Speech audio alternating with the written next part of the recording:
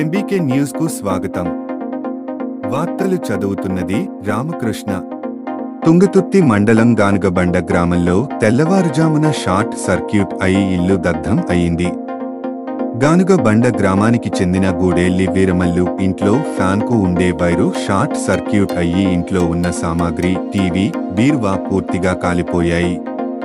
దాదాపు ₹1,00,000 వరకు ఆస్తి నష్టం జరిగిందని బాధితుడు వీరమల్లు ఆవేదన వ్యక్తం చేశారు. తనను ప్రభుత్వం ఆదుకోవాలని కోరారు.